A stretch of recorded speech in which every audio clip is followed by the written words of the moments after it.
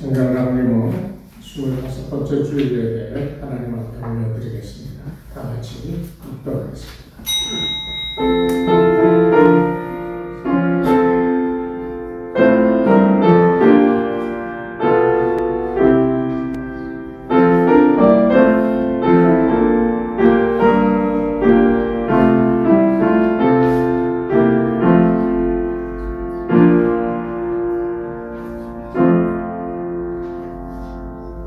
할렐루야. 내 영혼아 여호와를 찬양하라. 나의 생전의 여호와를 찬양하며 나의 평생에 내 하나님을 찬송하리로다. 거룩하신 하나님 아버지, 우리의 이 인생길 가는 동안 우리를 붙들어 주시며 동행해 주시는 그 은혜가 오늘도 우리를 붙들어 주님 전에 나오게 하시고 이 자리에 머리 숙여 하나님의 영광을 찬양하며 아버지께 기도하며 영광 돌리게 하시니 감사드립니다. 이 시간을 통하여 전능하신 하나님의 임재를 체험케 도와주시옵시고 상한 마음과 지친 우리의 영혼과 육신이 새 힘을 얻는 복된 시간 되게 인도하여 주시옵소서. 예수님의 이름으로 기도드리옵나이다. 아멘. 찬송가 22장 찬송하겠습니다.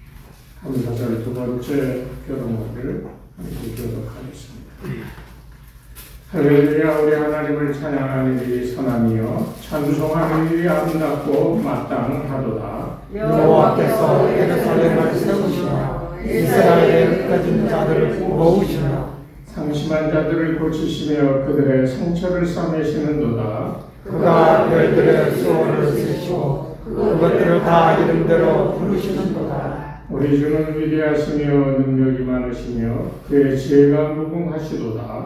여호와께서 겸손한 자들을 붙드시고 악인들은 땅에 엎드려 들이시는도다.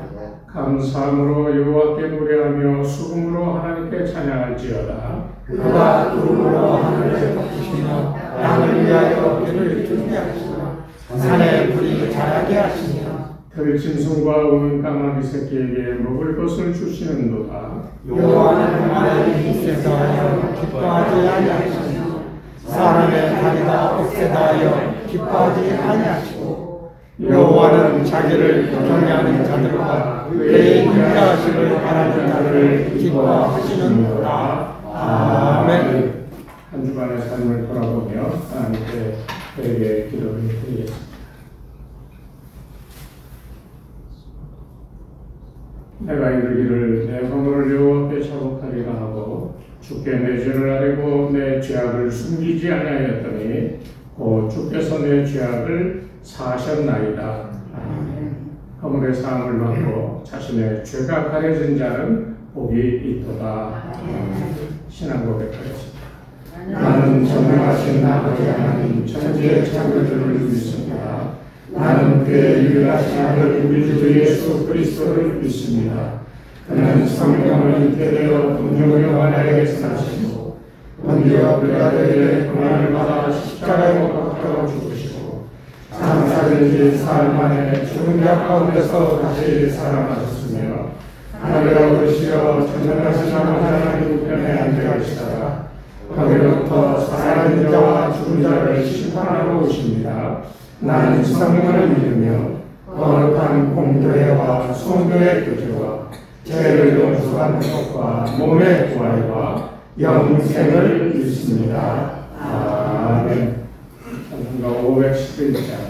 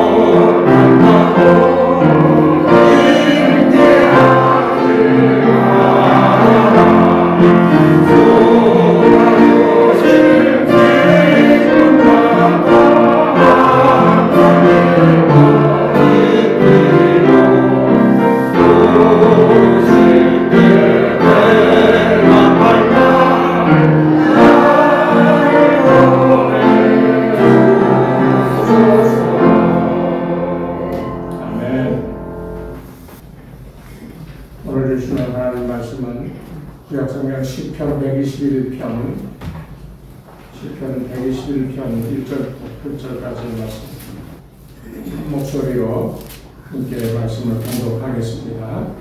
내가 산을 향하여 하늘을 들으라. 나의 도움이 어디서오리까. 나의 도움은 천지를 지으신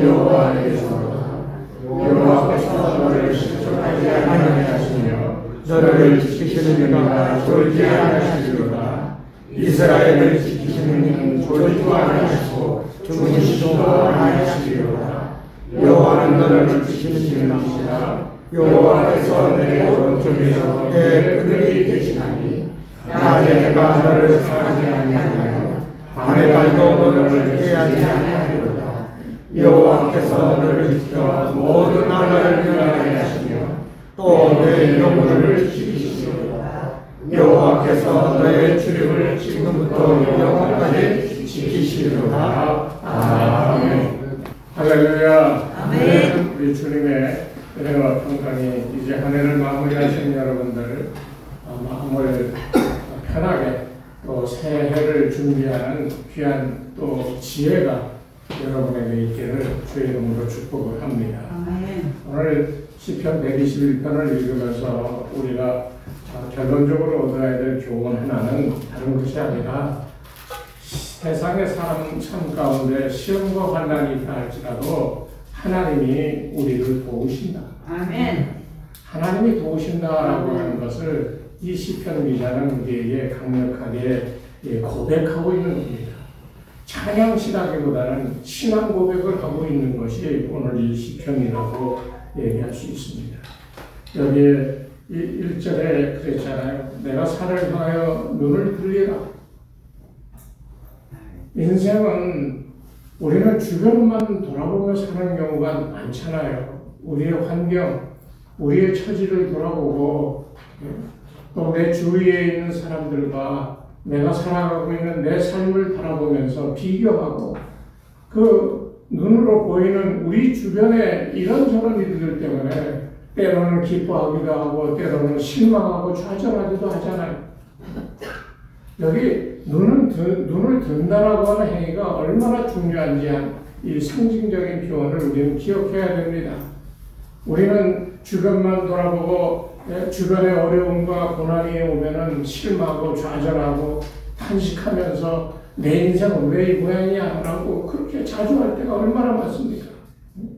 또 뭐가 좀 되면 으쓱해가지고 다른 사람들보다 나는 월등한 존재라고 생각하면서 얼마나 또 교만한 삶을 살았습니까? 이런 삶이 반복되어져 가는 것이 우리 인생 아니겠습니까? 사람마다 정도 차이가 있겠지만 그러나 우리 마음속에 이 왔다 갔다 하는 감정과 우리 이 스스로를 생각하는 생각의 변화는 거의 이 정도 선에서 벗어나지 못하는 것 같아요. 어려울 때는 좌절하고 좀 나을 때는 우쭐하고 그러면서 우리가 한평생을 살아가는데 우리의 주변을 바라보면 이런 일이 연속적으로 일어날 수밖에 없다는 거예요. 오늘 이 시편 기자도 아마 그랬을 것 같아요. 살면서 어렵고 힘들고 주변을 돌아보며 좌절할 때도 있고 고난 속에 빠져 허덕일 때도 있고 오늘 이 특별히 시편 121편은 우리가 기억해야 될 게 이게 성전에 올라가는 노래입니다.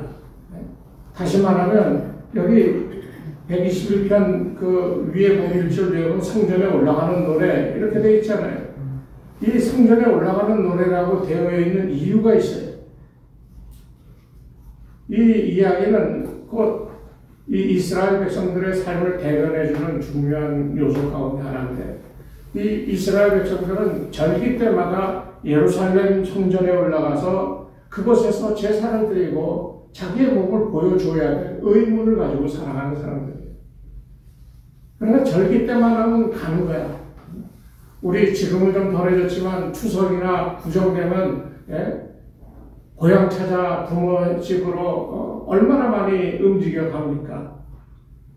그와 마찬가지로 이스라엘 사람들에게는 이게 숙명이야. 자기들에게 주어진 운명이야.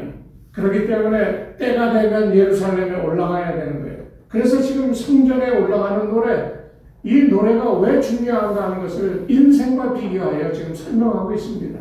성전으로 올라가는 거예요. 예루살렘으로 올라가는 거예요. 그런데 그 예루살렘으로 올라가는데 왜 이 시편 기자는 도움이라고 하는 말을 하고 있을까? 이 배경을 우리가 좀 이해할 필요가 있습니다. 이 성전으로 올라간다라고 하는 말의 실제적인 그 당시의 의미가 뭐냐? 예루살렘은 높은 지역이 산 위에 있습니다. 우리가 잘 아는 그 착한 사마리아인의 비유에서도 보면 예루살렘에서 여리고로 내려가는 그 길이 가파르고 좁고 험악해서 강도들이 출몰한다고, 그래서 실제로 강도당한 사람이 쓰러져 피 흘리고 있었잖아요. 예수님의 비유에 나온 그 배경이 바로 이와 같은 의미를 말하는 거예요.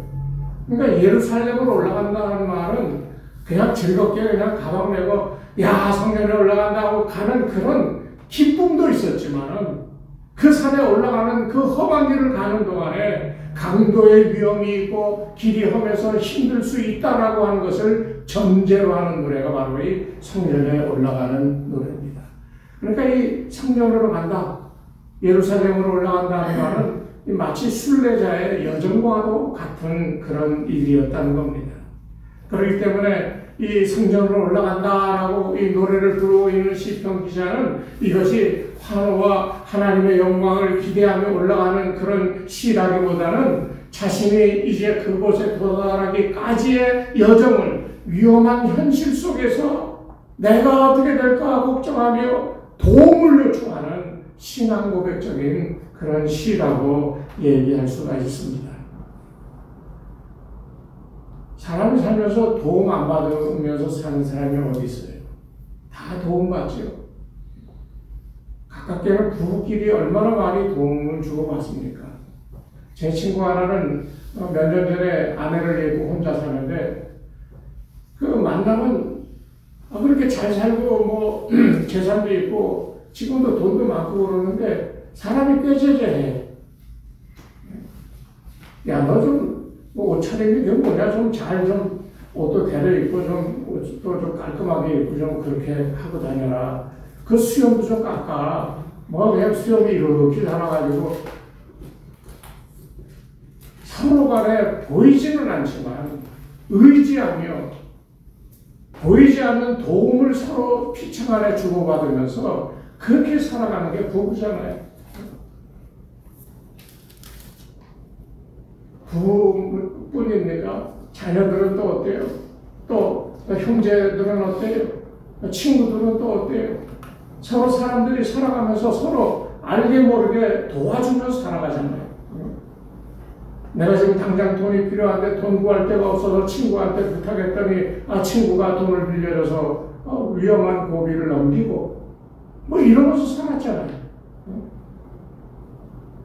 도움을 주고 도움을 받고 하는 삶을 살았던 것이 우리 인생인데, 그런데 그렇게 우리의 주변만 보면서 서로 도움을 주고 받으면서 내 인생 그래도 이만하면 살만하다 하고 살아가는데, 살면 살수록 점점 더 힘들고 어려워지는 것이 인생이라는 거예요. 왜? 도움받을 때는 좋았는데 도움을 못 받으면 어떻게 되겠어요? 나이가 들어 재산도 없고 직장도 없는데 누가 나를 보고 아낌없이 돈을 빌려주고 그렇게 할 수 있겠습니까? 빌려주는 사람 입장에서는 돌려받을 것을 생각하고 빌려주는 거잖아요. 그렇죠? 물론 좋은 관계일 때는 뭐 그냥 아무 조건 없이 줄 때도 있지요. 우리 김학범 집사님, 제가 어려우면 아낌없이 그냥 빌려줄 거죠? 네, 빌려주신대. 그런 경우가 얼마나 되겠습니까? 그렇게 살다가 결국은 도움받지 못하고 어려운 가운데 빠져 허덕이는 삶을 살 때, 그때 우리가 오늘 이 시편이 가지는 중요성을 깨달을 필요가 있다는 거예요. 앞뒤 옆에만 보면서 살아왔잖아요.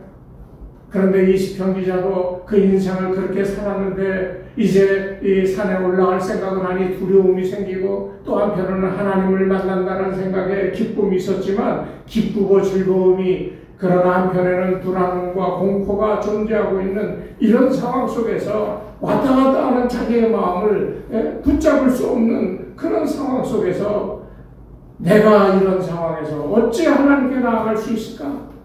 또 내가 그곳에 가기까지 나의 신변을 보장해 줄 수 있는 일이 어디 있을까? 누구에게 도움을 받을 수 있을까? 고민하면서 걸어가는 길이었어요. 그때 이 시편 기자가, 그래서 이 신학 고백이라고 했잖아요. 아무리 둘러봐도 자기를 도와줄 사람이 없어. 그래서 한숨을 쉬며 고개를 들어 산을 바라보니까 그곳에 계시는 하나님의 영광을 바라보게 됐다는 거예요. 신앙생활이라고 하는 거는요, 뭔가 체험이 있어가지고 뭐 기적을 체험하고 그랬다고 그래서 또 어느 사람들처럼 성령 충만이 받고 뭔가 이렇게 경험을 했다고 그래서 그 사람의 믿음이 온전하고 하나님이 그 사람에게 인도하시는 은혜를 베풀어 준다? 아니요. 절대 그렇지 않습니다. 하나님이 이렇게 어려우니 도와주세요. 그러면 하나님이 탁 나타나서 도와주면 얼마나 우리 믿음이 곤고하고 굳건해질 수 있겠습니까? 흔들림이 없죠? 부탁할 때마다 하나님 들어주시는데, 그런데 그렇지가 않더라고요. 어려움은 어려움대로 당하면서요, 그 어려움 속에서 하나님이 나를 도와주셔야 되는데 왜 도와주지 않냐고 하는 그런 어떤 우리 마음속에서 하나님을 향하여 불평, 불만을 토해내는 이런 고백도 나올 때가 있지만은, 그러나 그런저런 일들을 다 경험하며 마지막에 믿음의 사람들이 경험하는 것은 이런 가운데도 하나님이 나와 함께 하시는구나. 하나님은 여전히 나를 사랑하시는구나. 이것을 경험하고 그것 때문에 고난이 닥쳐오고 죽음이 앞에 있다 할지라도 담대하게 하나님께 영광 돌릴 수가 있다는 겁니다. 오늘 이 시편을 보면서 우리는 그것을 배워야 돼요. 여기 도움을 받는 거, 좌우를 바라보면서 도움을 받을 생각하지 말아야 돼요. 물론 형제, 친구, 뭐 자매들한테 도움 받는 거 받아야지요. 아니 어머니가 아파서 병원 가야 되는데 돈이 없어서 못 가는데 자식이 그거 안 도와주겠어요? 안 도와주는 자식들도 있더라고요, 요새는.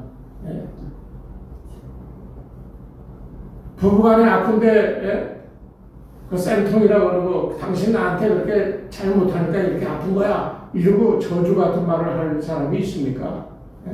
아무리 미워도 아픈데 도와줘야 돼요. 밤에 열을 내고 끙끙거리고 있으면 참 물수건 갖다가 물 적셔가지고 이마에 대주고 밤새 한 잔 못 자면서 다 그렇게 하잖아요.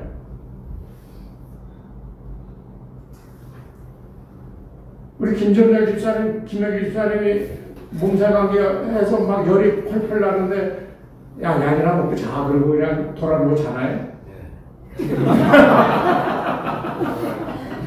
저 집을 문제가 있겠는데. 아프면요, 서럽잖아요. 아무리 내가 뭘 많이 갖고 있어도 아프면 서럽더라고. 근데 그 서러운 마음에 따뜻하게 물수건이라도 얹어주고 땀을 닦아주면 얼마나 고맙고 마음이 평안한데. 이게 우리가 살면서 경험할 수 있는 최고의 어떤 도움들이지요. 그런데 이제 나이가 먹어가면서 그 도움의 손길이 하나둘씩 사라져갈 때가 돼갑니다. 어떻게 하실래요? 혹시 지금 같이 집에 살고 있는 남편이나 아내가 원수같이 보일 때가 있습니까? 아유, 저 인간 때문에 참 일이 되는 게 없다고 그러고. 여러분, 주변을 보는 것이 아니에요. 상황을 보는 믿음이 아니라 이제는 이 시편 기자처럼 내 삶의 상황이 어떠하든지 그거와는 전혀 상관없이 눈을 들어 하늘을 바라보는 하나님이 계시는 그 산을 바라보는, 이 산은 여기에 성경대로 얘기하자면 예루살렘 있는 성령이 있는 산을 얘기하는 거예요. 이것은 뭘 얘기합니까? 산을 바라보며 저기에 하나님이 계시는 성전이 있고 내가 지금 거기로 나아가는데 그곳에 가면 하나님을 볼 수 있어, 하나님을 만날 수 있어 하는 이 믿음 가지고 험난한 일이지만 가고 있는 거예요. 입에서부터 나온 고백이 여기 뭐라고 했어요? 이런 험난한 길을, 내 이런 믿음 갖고 하나님을 앞으로 나가는데 이 험난한 길을 누가 나를 도와 이 길을 무사히 가게 할까? 오늘 우리 성도들이 기억해야 될 게 이거예요. 우리의 생명이 우리의 마음속에 영혼 속에 있습니다. 여러분 육신이 건강하다고 해서 그 영혼이 빠져나가면 살아있는 거예요? 죽은 거예요? 죽었어요? 살았어요? 뭐 자신들이 없어. 몸은 그냥 뭐 멀쩡해. 근데 영혼이 빠져나갔어. 죽었어요? 살았어요? 정확하게 하셔야 돼요. 죽은 거예요. 왜? 하나님이 인간을 진흙으로 창조하시고 하나님의 영을 집어넣으셔서 살아 움직이는 생명이 됐잖아요. 그러니까 이 생명의 근원은 어디예요? 하나님의 영입니다. 그 하나님의 영이 우리에게 부어져서 우리가 지금 사는 거예요. 내가 잘 먹고 운동 열심히 해서 건강해서 사는 게 아니에요.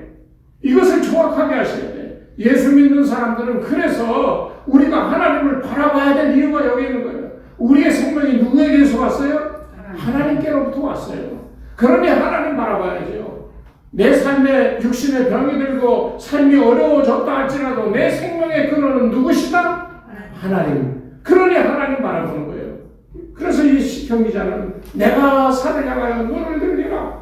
왜? 그곳에는 하나님이 계시니 하나님을 바라보는 거예요. 지금 내 삶의 어려운 이 순례의 길, 험악한 길, 공포가 있는 길이지만 그러나 내가 하나님을 바라보며 나아갈 때 하나님이 나를 도와주시리라. 아멘.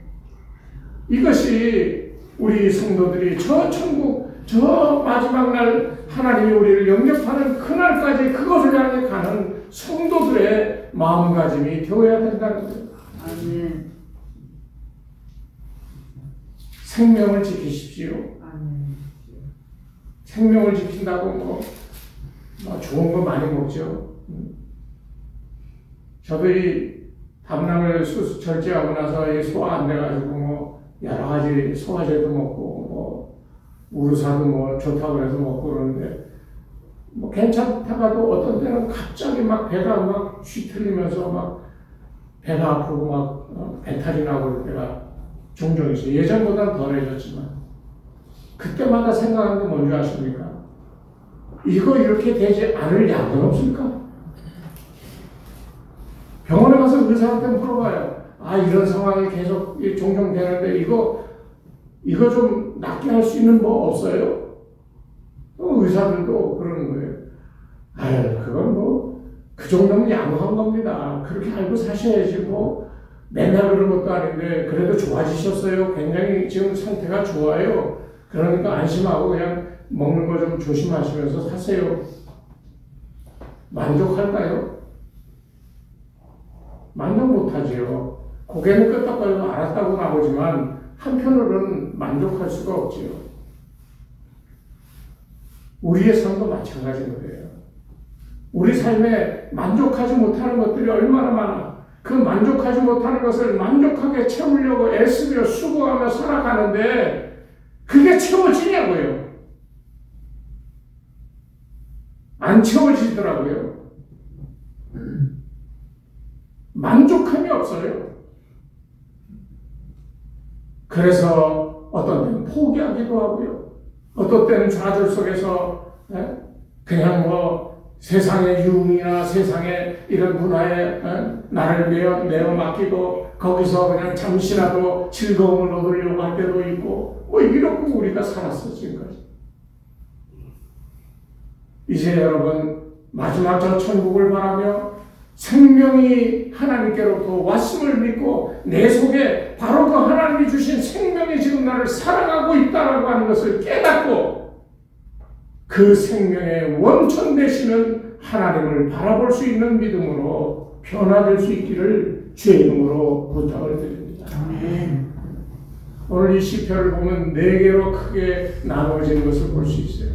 1절, 2절 말씀에 이 뭐라 그랬어요? 2절 나의 도움이 어디서 올까? 그러면서 2절에는 나의 도움은 천지를 지으신 여호와께로소다.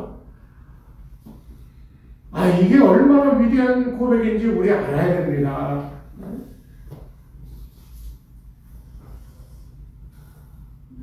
며칠 전 우리 노예 어렵게 목회하는 이 후배 목사들이 이제 찾아서 밥 먹자고 왔어. 그래서 아래층에서 짬뽕 사주면서 얘기를 나누는데 그래도 용하더라고요. 그렇게 어려운데 교인도 10명밖에 안 남았고 예전에는 한 7, 80명 이상 됐다 그래.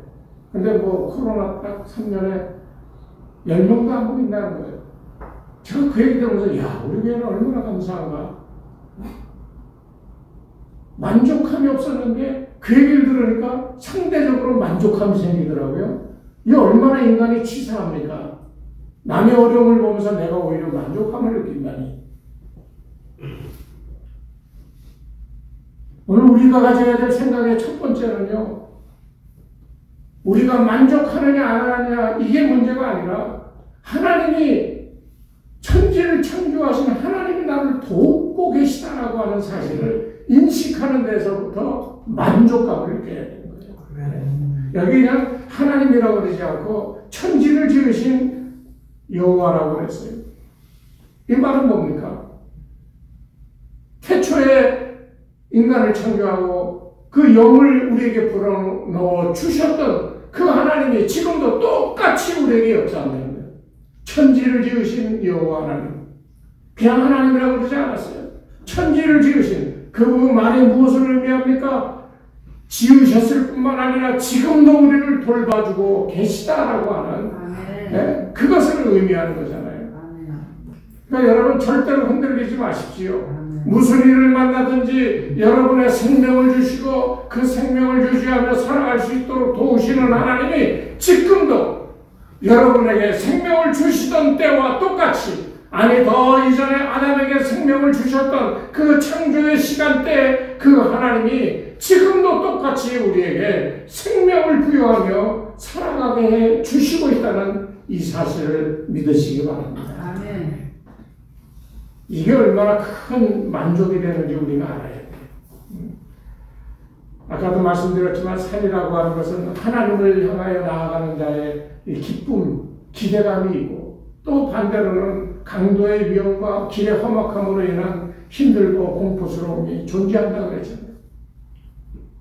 우리 인생길에 늘 기쁨만 있었나요? 또 늘 슬프고 곤란하기 때문에 늘 실망만 하고 살았나요? 어떤 때는 잘 돼서 기쁘고 어떤 때는 안 돼서 슬플 때 이것들이 교차되며 우리 인생을 지금까지 끌고 온 거 아니에요? 두 가지는 항상 존재하는 거예요. 하나님이 나를 도우신다라고 하는 믿음이 있으면 반대편에는 우리를 위협하는 어떤 존재가 있어. 그러니까 도움이 필요한 거죠. 그러니까 도우시는 하나님이 우리에게 중요한 거죠. 이것을 잊으시면 안 돼. 예수 믿었다고 해서 다 끝난 게 아니에요. 어떤 임사 체험하신 분이 잠깐 죽었다가 천국 갔다 온 분이 그런 얘기를 해요. 천국을 가니까 있어야 될 사람들이 안 보이더라고요. 그래서 물었대. 예수님, 아무개 장로님, 아무개 목사님 왜 안 보여요? 그 사람들 저 아래에 있어. 그러더래. 그래서 아니 왜요? 그렇게 열심히 믿고 그렇게 봉사하며 헌신해 살았는데 그랬더니 그 사람들은 열매를 만들어내는 재주는 있었지만 그 열매에 진정한 가치, 믿음이 없었어. 아무것도 아닌 말 같지만 이게 저는 그 얘기 들으면서 늘 느끼는 거지만요. 우리의 믿음이라고 하는 게 여러분 자꾸만 여러분 생각 속에서 이게 믿음이고 이게 신앙생활하는 거 이렇게 해야 돼 저렇게 하고 이런 거를 따라서 살지 마십시오.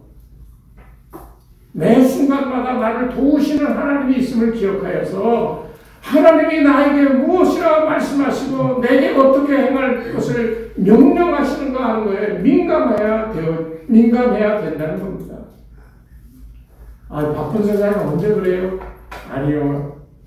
여러분 버스를 타고 손잡이 잡고 가다가도 기도하십시오. 하나님 나 지금 이러는데 어떻게 할까요? 얼마든지 할 수 있어요. 하나님이 여러분을 도우실 겁니다. 도움을 청해야 도와주지요. 우리 교회도 이제 새롭게 거듭나야 되는 부분이 그거예요. 간절히 주님, 우리 성전을 예배처소로 옮기고자 합니다. 하나님께서 인도해 주시옵소서. 얼마나 우리가 함께 모여 간절하게 기도했어요. 얼마나 이런 일들을 위해서 책임감을 가지고 기도했어요. 무슨 장로나 권사나 집사나 이런 걸 떠나서 주은혜 교회 성도로 하나님께서 생명을 주셔서 생명 공동체 안에서 살아가는 존재가 되었다고 한다면 당연히 하나님 앞에 내가 하나님께 부름받아 세워진 존재의 의미를 알아야죠. 하나님 나로 하여금 무엇하기를 원하십니까? 늘 물으면서 살아야죠. 그래야 도움이 오는 거예요. 3절 4절에서는 그런 도움을 주시는 하나님이 어떤 분이시냐? 우리를 실족지 않게 하시는데 어떻게 졸지도 않으신다는 거예요. 저는 3일 밤낮을 꼬박 안 자고 이제 졸업시험을 위해서 뭐 그냥 다 외우는 거 3일 밤낮을 정말. 그래서 졸업시험을 무사히 마쳤어. 그리고 나서 그냥 나가 떨어져 뻗었는데 하루 반을 자. 여러분 그렇게 할 수 있을까요? 하룻밤만 잠을 못 자도 얼마나 괴롭습니까? 저는 한 11시 반쯤에 잠들면 꼭 2시나 2시 반이면 깨. 그리고 그때부터 또 잡으려고 애를 쓰다가 새벽 한 4시 반, 5시 돼서 깜빡 또 잠들어. 얼마나 괴로운지 몰라요. 근데 꼴딱 샜어? 이게 쉬운 일이 아닙니다. 근데 하나님은 그런 인간을 초월하신 분이시니까 우리를 지켜보시는데 눈도 깜빡거리지 않고 졸지도 않고 눈을 돌리시지도 아니하고 우리를 주시하고 계시다는 거예요. 지킨다라고 하는 말은 칼과 창을 들고 옆에 서서 지키는 것도 지키는 거지만 눈을 떼지 않고 바라보는 것도 지키는 겁니다. 왜 눈을 떼지 않고 바라봅니까? 이 사람이 지금 삶의 순간에 어떤 일을 당하여 어떻게 변할지 염려하는 눈으로 바라보는 거예요. 어린아이를 데리고 공원에 놀러가서 내가 신나서 막 뛰면 부모들이 그래 잘 갔다 와요 놀아 그럽니까? 어떻게 해요? 야 뛰지 마 다쳐 이러고 아이를 붙잡잖아요. 하나님은 우리에게 그와 같이 아주 적극적으로 개입하셔서 한 순간도 있거나 우리를 놓치지 않고 지켜보고 계시다는 사실을 우리가 기억해야 됩니다. 그뿐이 아니라 5절 6절에 보면 우리를 지키시는데요. 그늘이 되신다고 그랬어요. 낮에 해가 또 밤에 달이 우리를 해치지 못하게 우리의 상황을 지켜주신다고 지금 이 성경은 얘기하고 있어요. 여러분 이 말이 뭔지 아십니까? 그늘이라고 하는 거예요. 그냥 그늘이 아니에요. 이스라엘 백성들이 광야에 걸어갈 때 그 사막에 낮의 온도가 40도 이상 50도도 되고 막 그래요. 지금 저 사우디아라비아의 그 사막 같은 데는 한낮에 막 50도씩 올라가고 막 그런다고 해요. 거기에 사람이 살 수 있겠습니까? 어떻게 하셨어요? 구름 기둥으로 그늘을 만들어 그들로 하여금 서늘하게 살아갈 수 있도록 해주셨다네요. 여기에 표현이 바로 그겁니다. 내 오른쪽에서 그늘이 되셨어요. 그늘이라고 하는 건 피난처입니다. 이 그늘이라고 하는 이 구약적인 이 의미는 생존의 조건이에요. 살아갈 수 있도록 지켜주시는 공간. 거기에 하나님께서 24시간 해와 달이 뭘 얘기해요? 해와 달이 떠 있는 동안 그 시간이 24시간이잖아요. 한 시간도 1분도 빼놓지 않고 지켜주신다라고 하루 종일 우리와 함께 하신다고 선언하고 있는 겁니다. 그리고 마지막에 7, 8절에 보면 우리를 지켜주시고 영혼을 지켜주신다. 그리고 우리의 출입을 지금부터 영혼까지 지키신다라고 결론을 맺고 있어요. 이 말이 얼마나 큰 은혜인지 여러분 아셔야 됩니다. 아까 얘기했던 생명, 육신이 아무리 귀금속으로 치장하고 그렇게 살아도 그 영혼이 떠나면 그거 아무 소용이 없어요. 내가 지금 보잘것없어도 내 영혼을 하나님께서 붙들고 계셔서 내게 생명이 존재하면 나는 그 생명 속에서 내가 살아가는 거야. 그러니까 이 생명을 주장하여 주시는 게 얼마나 중요한지. 몸을 지켜주시는 것도 있지만은 그러나 생명을 우리에게 영원토록 하나님과 같은 존재로서 살아갈 수 있는 그 하나님 부어주셨던 그 영이 우리 안에 여전히 살아갈 수 있도록 지켜주신다는 거예요. 그러니까 여러분 환난 가운데 그냥 부분적으로 살짝 지켜주시는 게 아니에요. 온 인생을 상황 전체를 포괄하여 지켜주시는 거예요. 여기 출입을 지키신다. 이게 삶의 활동에 나가고 들어오는 거. 우리 삶의 모든 활동 가운데서 하나님은 우리를 지켜주신다라고 우리에게 약속해 주고 있는 겁니다. 오늘 이 시간에 여러분에게 오늘 이 시편의 고백이 여러분의 고백이 되기를 부탁드립니다. 하나님이 여러분을 지켜주십니다. 여러분에게 생명을 주셨던 그분이 그 생명을 지켜주셔서 오늘도 살고 내일도 살고 그리고 영원히 살아갈 수 있도록 그 생명이 우리 가운데 여전히 존재할 수 있도록 지켜주심을 믿으시기 바랍니다. 그때 우리에게 힘이 나고 도와주시는 은혜 가운데 우리가 많은 것을 얻어 그것으로 풍요하게 살기도 하고 그것으로 하나님의 영광을 나타나기도 하고 그것으로 이웃을 돕기도 하는 이런 삶이 되어지는 겁니다. 생명의 근원 이것을 도와주시는 하나님을 꼭 기억하셔서 언제 어디서든지 하나님을 바라보며 하나님의 은혜 가운데 살아가시는 여러분 되시기를 주의 이름으로 축원합니다. 하나님 아버지 감사합니다. 우리의 인생 가운데 아버지 하나님 도우시지 않으시면 우리가 언제 얼마나 살아갈 수가 있었겠습니까? 우리의 숨 쉴 때마다 우리 가운데 거하는 하나님의 영이 나와 함께함을 우리로 깨닫게 하여 주셔서 어떤 상황에서든지 간에 나를 지키시는 하나님, 내 생명에 붙어있는 것이 하나님이 지켜주시는 증거임을 기억하여 감사와 감격 속에 어려움 가운데에서도 하늘을 바라보며 나의 도움 되시는 여호와 하나님을 바라보는 복된 인생, 그래서 삶을 극복하고 삶 속에서 하나님의 영광을 나타내기에 부족함이 없는 거룩한 주의 백성들이 다 되게 축복하여 주시옵소서. 이제는 우리 주 예수 그리스도의 은혜와 하나님 아버지의 무한하신 사랑하심과 성령님의 강화감동 인도하심이 이 시간 머리 숙인 주의 백성들 위해 저들의 가정과 자녀들과 생업 위에 이 교회 위에 이제로부터 영원토록 함께 하옵시기를 간절히 축원하옵나이다.